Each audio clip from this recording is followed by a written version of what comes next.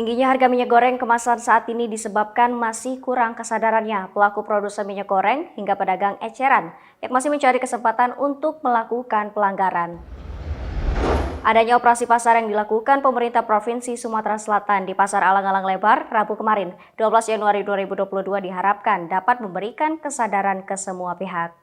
Gubernur Sumatera Selatan Herman Deru mengatakan adanya gejolak harga minyak goreng kemasan saat ini disebabkan oleh oknum yang mencari kesempatan seperti menimbun minyak dan adanya permainan harga yang dilakukan oleh oknum baik produser dan pedagang dari hulu ke hilir.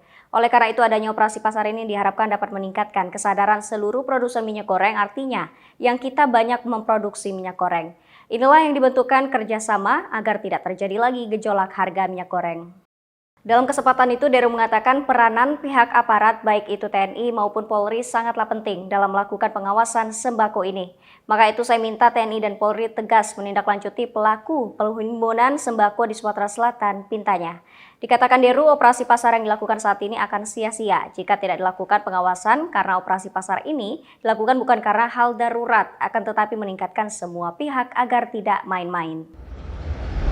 Menurutnya percuma jika ada operasi pasar namun tidak dilakukan pengawasan karena operasi pasar ini maksudnya bukan karena darurat tapi mengingatkan kepada semua pihak dari produsen sampai dengan pedagang eceran untuk tidak melakukan penimbunan barang sembako.